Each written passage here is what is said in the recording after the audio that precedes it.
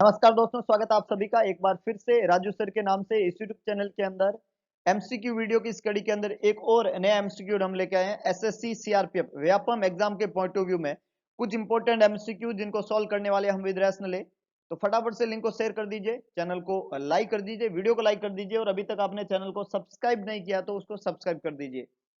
बेहतरीन MCQ session जिसकी शुरुआत करेंगे हम कुछ इंपॉर्टेंट और खास एमसीक्यू के साथ में, तो शेयर जरूर करिएगा ताकि मैक्सिमम जो है लोग हमसे कनेक्ट हो सके और इस बेहतरीन एमसीक्यू सेशन का फायदा उठा सके। तो शुरुआत करते हैं एक बेहतरीन एमसीक्यू सेशन की। सबसे पहला इंपॉर्टेंट एमसीक्यू आप लोगों के सामने ये रहा।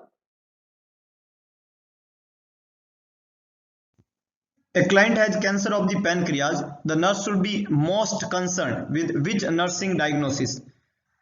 First option है alteration in nutrition, second है alteration in bowel elimination, third है alteration in skin integrity, fourth है ineffective individual coping। बहुत ही इंपॉर्टेंट क्वेश्चन। एक मरीज है जिसको कैंसर है पैनक्रियाज का। नर्स जो है वो कंसर्न है, मोस्टली उसका कंसर्न कौन सी नर्सिंग डायग्नोसिस है। चार डायग्नोसिस यहाँ पे दी हुई है। न्यूट्रिशन के साथ में अल्ट्रेशन, बोवल एलिमिनेशन में अल्ट्रेशन, स्किन की इंटीग्रिटी में अल्ट्रेशन और ineffective individual coping. Which is the correct one? Most concern nursing diagnosis cancer हुआ है पैनक्रियाज का। फटाफट से अपना जवाब लिखिएगा। बहुत बढ़िया, बहुत ही बढ़िया। कुछ लोगों ने बिल्कुल सही जवाब लिखा है। देखिएगा, जब पैनक्रियाज का कैंसर होता है ना, यहाँ पे कैंसर किसका है? पैनक्रियाज का। जब पैनक्रियाज का कैंसर होता है तो मरीज को जो है वो फ्रीक्वेंट नोजिया और वोमिटिंग होता है। क्या होता है? Nausea and vomiting. पैनक्रियाज के कैंसर में जब फ्रीक्वेंट नोजिया और वोमिटिंग होगा तो बॉडी से फ्लूइड का लॉस होगा, इंटेक कम होगा। फ्लूइड लॉस और लेस इंटेक दोनों लीड करके क्या करेंगे? अल्ट्रेशन करेंगे न्यूट्रिशन के अंदर। तो यहाँ पे करेक्ट आंसर तो क्या बनेगा? ए। कुछ लोगों ने बिल्कुल सही जवाब दिया, ए बिल्कुल करेक्ट है। पैनक्रियाज के कैंसर वाले मरीज में प्रायोरिटी नर्सिंग डायग्नोसिस जो है वो अल्ट्रेशन इन न्यूट्रिशन वहां पे रहेगा। बी ऑप्शन में लिखा हुआ अल्ट्रेशन इन बोवल एलिमिनेशन, सी में अल्ट्रेशन स्किन इंटीग्रिटी और डी में इनइफेक्टिव इंडिविजुअल कॉपिंग। ये तीनों डायग्नोसिस पैनक्रियाज के मरीज में बन सकती है, इसमें कोई दिक्कत नहीं है, लेकिन ये प्रायोरिटी पे नहीं रहेगी। प्रायोरिटी एक्शन तो हमेशा न्यूट्रिशन बनेगा, क्योंकि पैनक्रियाज वाले मरीज में मोस्ट कॉमन जो कंसर्न इश्यू होता है, जो प्रॉब्लम रहती है उसको, वो है फ्रीक्वेंट नोजिया एंड वोमिटिंग। उस मरीज को बार बार नोजिया और वोमिटिंग होता है। नोजिया और वोमिटिंग की फ्रीक्वेंसी होने के कारण वो मरीज जो है उसमें न्यूट्रिशन का अल्ट्रेशन देखने को मिलेगा। तो ये बिल्कुल करेक्ट आंसर है। बहुत बढ़िया, बहुत ही शानदार। आगे लेके चलता हूं। नेक्स्ट देखिएगा।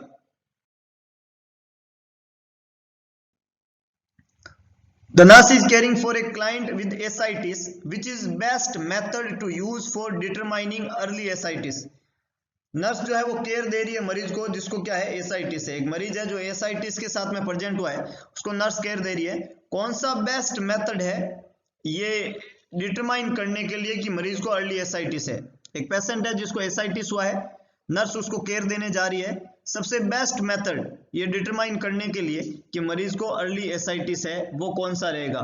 फर्स्ट ऑप्शन है inspection of the abdomen for enlargement, second option है by manual palpation for hepatomegaly, third है daily measurement of abdominal girth, fourth one है assessment for a fluid wave. चार ऑप्शन यहाँ पे दिए हुए हैं। मरीज को एसाइटिस है, that is the accumulation of fluid in the peritoneum, ascites इसको कहते हैं। बेस्ट मेथड ये डिटरमाइन करने के लिए कि मरीज को अर्ली एसाइटिस है वो कौन सा रहेगा, ये क्वेश्चन में पूछा है। तो देखिएगा, जब भी एक्यूमुलेट होता है फ्लूइड पेरिटोनियल कैविटी में, जिसको हम एसाइटिस कहते हैं, उसमें हम गर्थ मेजर करते हैं डेली। बहुत बढ़िया, मैक्सिमम लोगों ने बिल्कुल सही जवाब दिया, सी यहाँ पे करेक्ट आंसर है।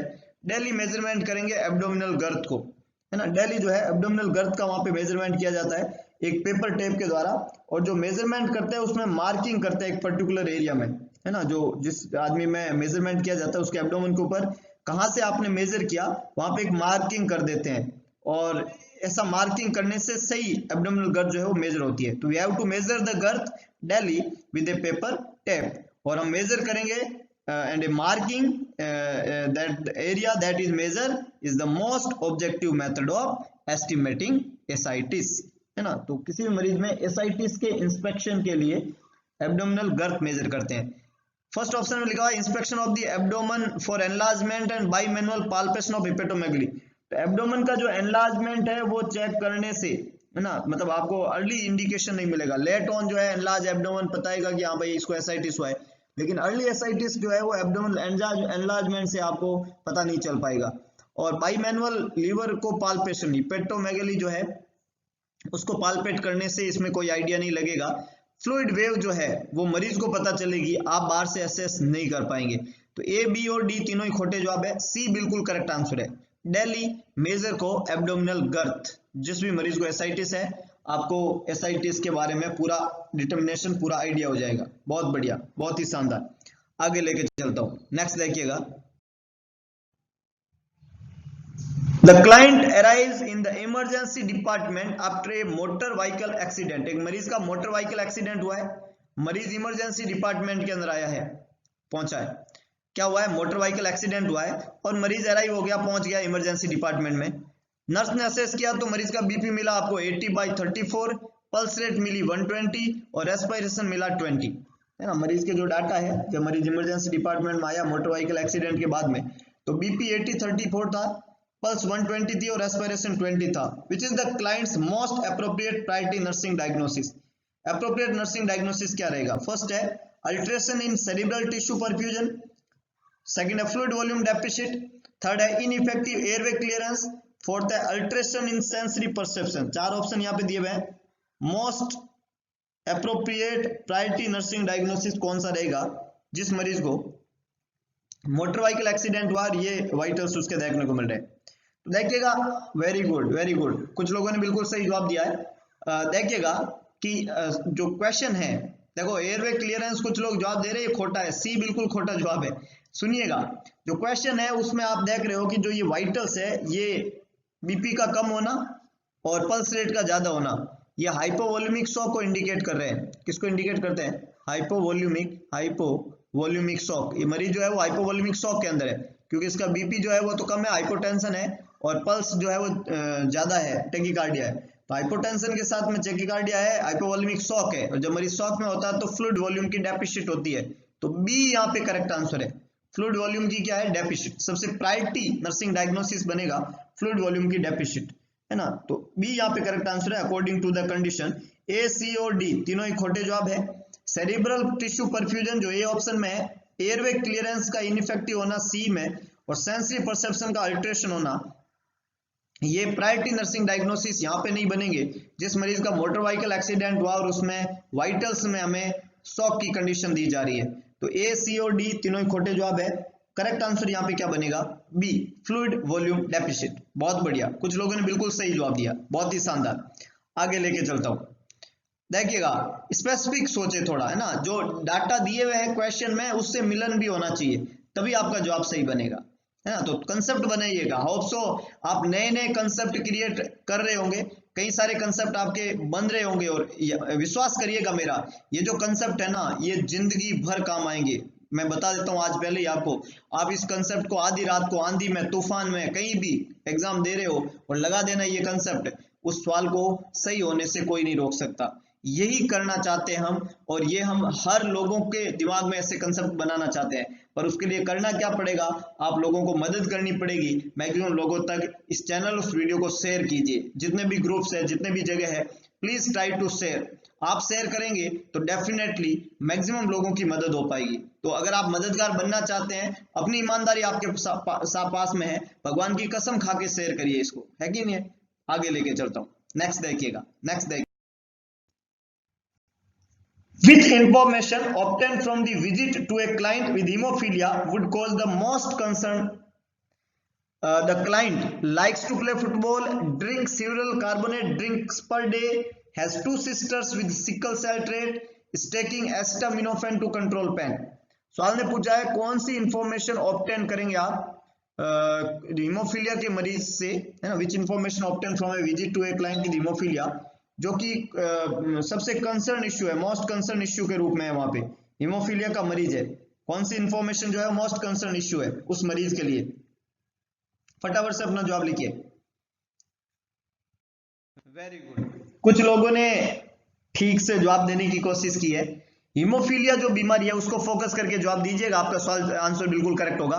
हीमोफीलिया जो बीमारी होती है, हीमोफीलिया वो फैक्टर 8 और फैक्टर 9 की डेफिशिएंसी से होता है। हीमोफीलिया जो है वो क्लॉटिंग फैक्टर की डेफिशिएंसी है, स्पेशली फैक्टर 8 हीमोफीलिया ए या क्लासिक हीमोफीलिया फैक्टर 8 की डेफिशिएंसी से होता है। और जो सेकेंडरी क्रिस्मस डिजीज है फैक्टर 9 की डेफिशिएंसी से हीमोफीलिया बी भी होता है। तो फैक्टर 8 की डेफिशिएंसी से हीमोफीलिया बीमारी होती है जिसमें क्लॉटिंग की प्रॉब्लम रहती है, और ज्यादातर मरीज में हीमोफीलिया वाले पेशेंट के अंदर जो है हिम आर्थरोसिस देखने को मिलता है, जॉइंट में ब्लीडिंग हो जाती है, बिना कोई इंजुरी के बिना कोई चोट के स्वेलन हो जाता है जॉइंट, है ना। तो ऐसे मरीज जो हीमोफीलिया के रहते हैं वो उस तरीके के हैं जैसे आप अपने घर के अंदर मिरर रखते हैं, है ना, मिरर कांच जिसके अंदर आप अपनी शक्ल देखते हैं, देखते हैं नहीं देखते हैं, घर के अंदर मिरर के अंदर हम सजने संवरने के लिए अपनी शक्ल देखते हैं ना, वो मिरर जो है उसकी तरह होता है हीमोफीलिया का बच्चा।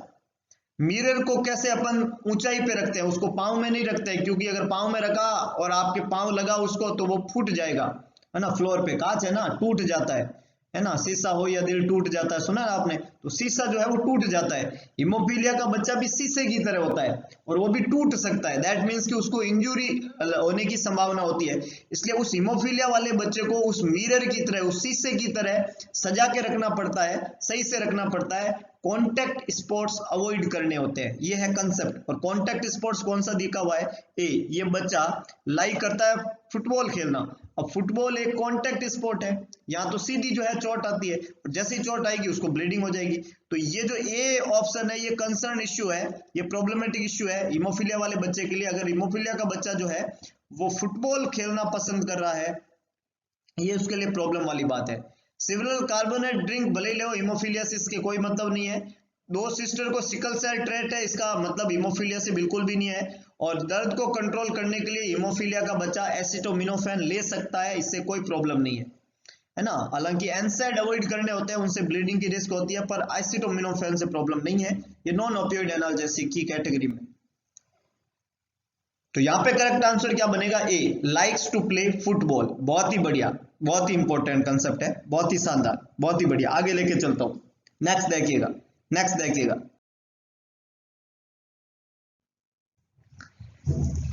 The nurse on oncology is caring for a client with white blood cell count 800, WBC count 800 है, प्लेटलेट काउंट 1,50,000 है और रेड ब्लड सेल जो है वो 2.5 लाख के आसपास है। During evening visit a visitor is noted to be coughing and sneezing. जब इवनिंग विजिट के लिए नर्स गई तो एक विजिटर वहां पे आया मरीज के पास में, वो कफिंग और स्नीजिंग कर रहा है। What action should the nurse take, क्या एक्शन लेंगे आप। मरीज के यहाँ पे डाटा दिए हुए, ऑन्कोलॉजी का पेशेंट है, WBC काउंट 800 है, प्लेटलेट 1,50,000 है और RBC 2.5 लाख है। वहां पे इवनिंग विजिट के अंदर आप गए और विजिटर, वहां एक मरीज को विजिटर आया जो कफिंग और स्नीजिंग कर रहा है, तो कौन सा एक्शन लेंगे एज ए नर्स आप वहां पे। पहला एक्शन लिखा हुआ है कि आप पूछेंगे visitor, ask the visitor to wash his hand, उस विजिटर को कहेंगे अपना हैंड वॉश करें। दूसरा, डॉक्यूमेंट करेंगे विजिटर की कंडीशन को चार्ट के अंदर। तीसरा, ask the visitor to leave and not return until the client's WBC is 1000, उसको कहेंगे तुरंत यहाँ से भाग जाओ और मरीज का जो WBC है वो 1000 नहीं हो जाता तब तक दिखना मत, सामने मत दिखना मेरे। और लास्ट है, provide the visitor with A mask and gown, visitor को मास्क और गाउन प्रोवाइड कर देंगे। कौन सा एक्शन सबसे अप्रोप्रिएट रहेगा। वेरी गुड, कुछ लोगों ने ठीक से जवाब दिया है। ए जवाब जो है ए, ये बिल्कुल खोटा जवाब है। Ask the visitor to wash his hand. देखिएगा विजिटर को कपिंग और स्नीजिंग है, हालांकि हैंड वॉशिंग जो है उससे इन्फेक्शन प्रिवेंट होता है, पर जो ये तरीका जो दिया हुआ है वो है ड्रॉपलेट, अभी कॉन्टेक्ट से नहीं स्प्रेड हो रहा है। देखिएगा ये जो आपका पेशेंट है इसका WBC काउंट 800 है, तो ये मरीज इन्फेक्शन की रिस्क के ऊपर है, इसको न्यूट्रोपनिया है, न्यूट्रोफिल्स काउंट WBC काउंट कम है। तो अगर न्यूट्रोपनिया का मरीज है, इन्फेक्शन के प्रति प्रोन है, और ये जो कफिंग और स्नीजिंग कर रहा है ये थ्रू रेस्पिरेटरी पाथवे मरीज को इन्फेक्शन दे देगा। तो इस मरीज को जो आया है जिसको कपिंग स्नीजिंग हो रही है उसको मास्क पहना दो, है ना, 2 गज की दूरी, मास्क है जरूरी, यही सिखाना है यहाँ भी। कपिंग स्नीजिंग जो कर रहा है उसको समझाओ कि साहब इस ऑन्कोलॉजी वाले मरीज से जिसका WBC काउंट 800 है, इससे आप 2 गज दूर रहे और मास्क लगाए, 2 गज की दूरी, मास्क है जरूरी, ये इसको समझाना है आपको।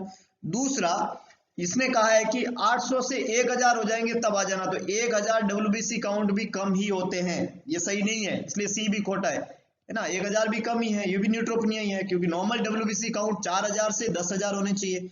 और डॉक्यूमेंट कर देंगे विजिटर की कंडीशन, तो इससे कोई फायदा नहीं है। तो ए, बी और सी तीनों ही इररिलेवेंट और अबनॉर्मल और खोटे जवाब है। डी बिल्कुल करेक्ट आंसर है कि जो विजिटर आया है उसको मास्क और क्या दे दो, गाउन दे दो। बिल्कुल बढ़िया, D is the correct one. बहुत ही शानदार, बहुत ही बढ़िया। आगे लेके चलता हूं। नेक्स्ट देखिएगा, next. When a nurse is caring for a client admitted after trauma to the neck is an automobile accident. Automobile accident हुआ है, मरीज एडमिट हुआ है नेक का ट्रॉमा लेकर। इंपॉर्टेंट बात है, क्वेश्चन बन रहा है आपके दिमाग में, एक पिक्चर क्रिएट हो रही है। ऑटोमोबाइल एक्सीडेंट हुआ था, नेक का ट्रॉमा हो गया। The client suddenly become unresponsive, मरीज हाथों क्या हो जाता है, अनरेस्पॉन्सिव हो जाता है एंड पेल हो जाता है। With blood pressure of 60 systolic, BP 60 हो गया, मरीज अनरेस्पॉन्सिव हो गया, मरीज पेल हो गया। The initial nursing action should be, सबसे पहला नर्सिंग एक्शन क्या होना चाहिए। मरीज आया, ऑटोमोबाइल एक्सीडेंट क्या था, नेक की इंजरी थी, अचानक से मरीज अनरेस्पॉन्सिव हो गया, पेल हो गया और बीपी 60 हो गया सिस्टोलिक। पहला एक्शन क्या रहेगा, place the client in Trendelenburg position, increase the infusion of normal saline, administer atropine intramuscular और ऑब्टेन ए क्रैश कार्ट। सबसे पहला इंपॉर्टेंट नर्सिंग एक्शन क्या रहेगा, at particular moment. Systolic BP 60, मरीज अनरेस्पॉन्सिव और पेल हो गया है, नेक इंजरी थी, ऑटोमोबाइल एक्सीडेंट हुआ था। फटाफट से अपना जवाब लिखिएगा। बहुत बढ़िया, बहुत बढ़िया। कुछ लोगों ने अप्रोच की है पर ये खोटा जवाब है। कुछ लोगों ने ए जवाब लिखा है, place the client in Trendelenburg position, ये खोटा जवाब है। हालांकि टिननबर्ग पोजीशन शॉक वाली सिचुएशन में देते हैं, है ना, टिननबर्ग पोजीशन शॉक वाली सिचुएशन में देते हैं, लेकिन यहाँ पे जो है मरीज जो है उसका अनरेस्पॉन्सिव है, पेल हो गया है, सडनली मरीज अरेस्ट हो गया है। तो अगर मरीज अनरेस्पॉन्सिव है, उसका एयरवे और ब्रीदिंग जो है वो मेंटेन नहीं होगा और इस टिननबर्ग पोजीशन में और एयरवे में दिक्कत होगी। तो अनरेस्पॉन्सिव वाले मरीज को टिननबर्ग पोजीशन में एट प्रेजेंट हम नहीं कर सकते, क्योंकि इससे मरीज को जो है वो एयरवे प्रॉब्लम होगी, एयरवे में इंटरफेयर होगा। तो यहाँ पे आपको क्या करना है, सबसे पहला इंपॉर्टेंट एक्शन जो काम में लेना है कि आपको इन्फ्यूजन, है ना, इन्फ्यूजन जो है सुपाइन पोजीशन में मरीज को रख के इन्फ्यूजन की रेट को बढ़ा दो, नॉर्मल सलाइन का तुरंत इन्फ्यूजन इंक्रीज कर दो। बी बिल्कुल करेक्ट आंसर है। कंपेयर करिएगा, ये खोटा इसलिए है क्योंकि टिननबर्ग पोजीशन से उसको एयरवे में इंटरफेयर होगा।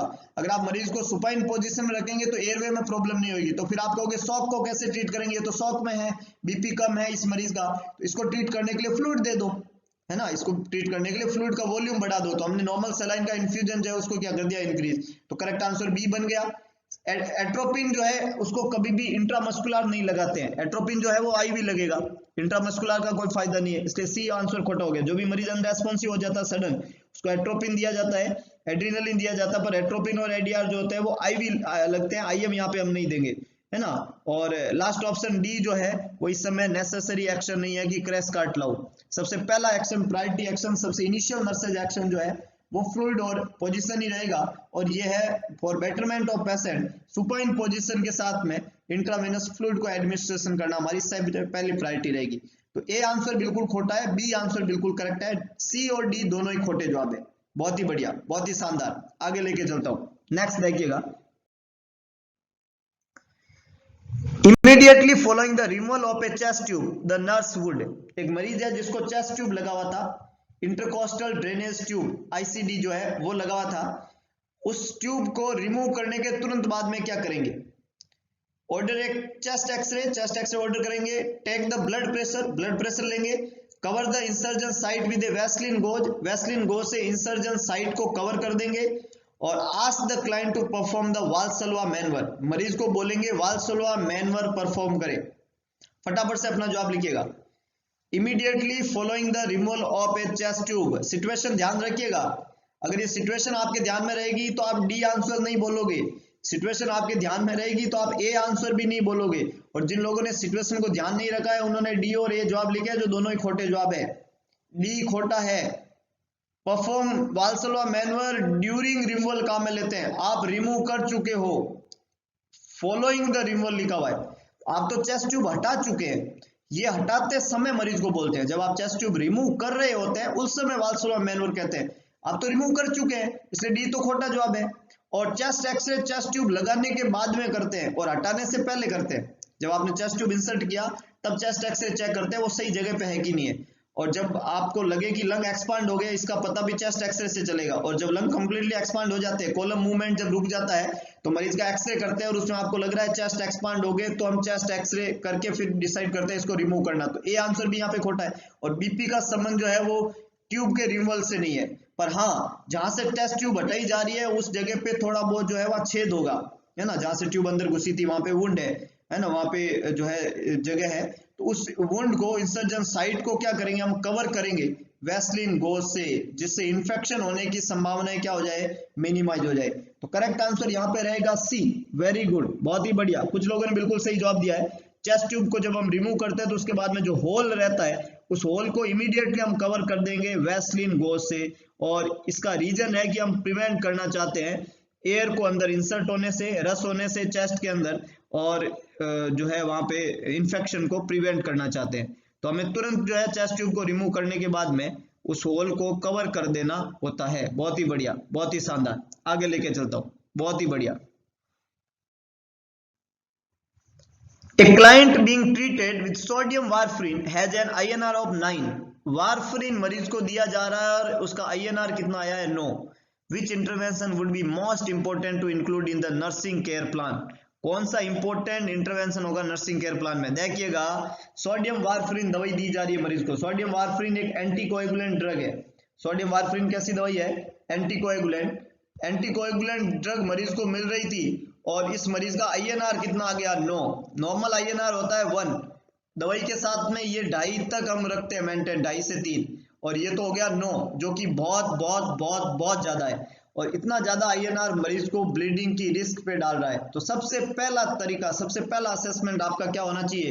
You have to go for assess for sign of abnormal bleeding. बहुत ही बढ़िया। ए यहाँ पे बिल्कुल मैक्सिमम लोगों ने बिल्कुल बढ़िया जवाब दिया और कमेंट बॉक्स को आपने एकदम राफेल बना दिया है। बहुत ही बढ़िया, थैंक यू, है ना। इस तरीके का जो आंसर जब सारे ही लोग करेक्ट जवाब देते हैं तो एक प्राउडी फील होता है, अपने आप में एक खुशी मिलती है, और इस खुशी के लिए कोई शब्द नहीं होते हैं।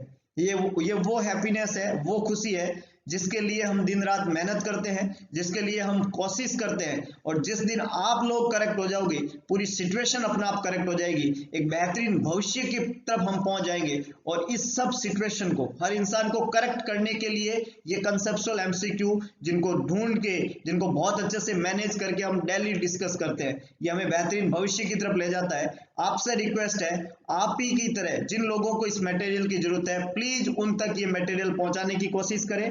इसके अलावा आप लोग MCQ सेशन के किसी भी डाउट को, यहाँ पे जो दी हुई जो आईडी है, टेलीग्राम आईडी है मेरी, इस टेलीग्राम का जो ये लिंक है वो शेयर है। डायरेक्ट लिंक पे आप क्लिक करिए, आप सीधा टेलीग्राम पे जाएंगे, उसको ज्वाइन कर दीजिए। टेलीग्राम से आप वहाँ पे अपने डाउट रख सकते हैं। आप वहाँ पे आपको नोट्स PDF फॉर्म में, कुछ नोट्स, कुछ MCQ वो वहाँ पे मिलते रहेंगे, और हर तरीके की चीज जो है वो टेलीग्राम पे आपको मिलेगी।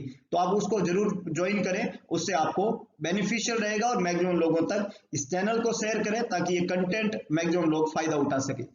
INR 9 है तो डेफिनेटली अबनॉर्मल ब्लीडिंग को लिए मरीज को हम क्या करेंगे, असेस करेंगे। दूसरा, anticipate and increase in the doses. तो डोजेज को इंक्रीज नहीं करना है, क्योंकि इसको तो बंद ही करना है, क्योंकि मरीज का तो बहुत ज्यादा है, डोजेज को कम करके बंद करना है। सी लिखा हुआ, instruct the client regarding the drug therapy. तो ड्रग थेरेपी रिगार्डिंग इंस्ट्रक्ट नहीं करना है, कुछ ना कुछ एक्शन लेना है आपको, मरीज ब्लीडिंग की रिस्क पे है, 9 बहुत ज्यादा है। एंड लास्ट है, increase the frequent of neurological assessment. तो न्यूरोलॉजिकल असेसमेंट का रोल एट प्रेजेंट सिचुएशन में बिल्कुल भी नहीं है। आपको INR के प्रोलॉन्ग होने से जो मरीज को ब्लीडिंग की रिस्क है, उस ब्लीडिंग को प्रिवेंट करना है। और उसके लिए अगर मरीज जो है उसका INR बहुत ज्यादा हो गया, 9 हो गया, तो आपको वारफरिन को कम करना है और INR को वापस नॉर्मल वैल्यू के अंदर लेके आना है। बहुत ही बढ़िया, बहुत ही शानदार। आगे लेके चलता हूं, नेक्स्ट देखिएगा। Which snack selection by a client with osteoporosis? बीमारी का नाम है osteoporosis। हड्डी की एक बीमारी है जिसके अंदर बोन का मिनरलाइजेशन कम हो जाता है और हड्डी में पोरस फॉर्मेशन हो जाता है, कमजोर हड्डी हो जाती है due to the lack of calcium. तो एक मरीज है जिसमें कौन सा स्नैक सिलेक्शन जो है वो इंडिकेटेड है ऑस्टियोपोरोसिस के मरीज में, that the client understand the dietary management of the disease, है ना। ये 4 जो स्नैक दिए हुए हैं उसमें से कोई एक मरीज ने बोला मैं ये स्नैक लूंगा, इससे मेरे को फायदा है, तो इसका मतलब मरीज समझ गया है कि उसको बीमारी में कौन सा डाइटरी मैनेजमेंट करना है। तो कहने का मतलब है ऑस्टियोपोरोसिस वाले मरीज को निम्न में से कौन सी डाइट लेनी होती है। फर्स्ट है glass of orange juice, second है ब्लूबेरी मफिन, थर्ड है cup of yoghurt and last है बनाना। 4 ऑप्शन यहाँ पे दिए हुए हैं, आपको बताना है कि इन 4 डाइटरी सब्सटेंस में से कैल्शियम रिच फूड कौन सा है ना। कैल्शियम रिच फूड कौन सा है इनमें से। बहुत बढ़िया, कुछ लोगों ने जवाब देने की कोशिश की है। डेफिनेटली करेक्ट आंसर यहाँ पे रहेगा सी, योगर्ट जो है वो कैल्शियम रिच फूड मटेरियल है, यहाँ पे फूड सब्सटेंस है ना। बाकी चॉइस भी अच्छी है लेकिन योगर्ट्स जितनी अच्छी नहीं है। योगर्ट जो है उसमें अप्रोक्सीमेटली 400 मिलीग्राम कैल्शियम होता है, तो एक कप योगर्ट अगर मरीज रहेगा तो 400 मिलीग्राम कैल्शियम उसको मिलेगा। तो सी यहाँ पे डेफिनेटली करेक्ट आंसर है। ए, बी और डी जो है वो योगर्ट की तुलना में कैल्शियम के इतने अच्छे सोर्स नहीं होते हैं, तो मरीज के योगर्ट के इंटेक को हम बढ़ाएंगे एज ए स्नैक सिलेक्शन, ताकि उसको ऑस्टियोपोरोसिस वाली बीमारी के अंदर मैक्सिमम फायदा पहुंच सके। तो यहाँ पे करेक्ट आंसर क्या बनेगा, सी। बहुत ही बढ़िया, बहुत ही शानदार। तो ये कुछ इंपॉर्टेंट और ट्रिकी कंसेप्चुअल एमसीक्यू आज की इस लेक्चर में हमने पढ़े। होप सो आपको वीडियो पसंद आएगा, तो वीडियो को लाइक करें, वीडियो को शेयर करें, कमेंट बॉक्स में अपना सुझाव जरूर डालें। इंस्टाग्राम है ना, सॉरी टेलीग्राम आईडी को आप जरूर फॉलो करें जो कि पिन किया हुआ है। टेलीग्राम के लिंक पे आप क्लिक करें और सीधा टेलीग्राम को ज्वाइन करें। आपको नोट्स, पीडीएफ और इसके अलावा एमसीक्यू के बारे में किसी भी तरीके का डाउट सॉल्यूशन वहां पे मिलेगा, आप डायरेक्ट ज्वाइन कर सकते हैं और अपने आप को ज्ञान का संसार करवाएं। भगवान कृष्ण के उस वाक्यांश को दोहराएं कि सारथी बने, स्वार्थी ना बने। तो सारथी बनिए, मैक्सिमम लोगों तक चीजों को डिलीवर करवाइए, हेल्पिंग हैंड बनिए और किसी की खुशी का, मुस्कान का कारण जरूर बनिए। अच्छा इंसान बनिए, अच्छा इंसान बनने की दिन रात कोशिश करते रहिए। एक दिन आपका भविष्य बेहतरीन बन जाएगा, क्योंकि अच्छे लोगों का भविष्य हमेशा अच्छा ही होता है। मिलते हैं दोबारा नए एमसीक्यू सेशन के साथ में, कुछ इंपॉर्टेंट, कुछ ट्रिकी, कुछ कंसेप्चुअल बेस के एमसीक्यू फॉर्मेशन करेंगे हम वहां पे। तब तक के लिए जय हिंद, जय भारत, जय महाकाल।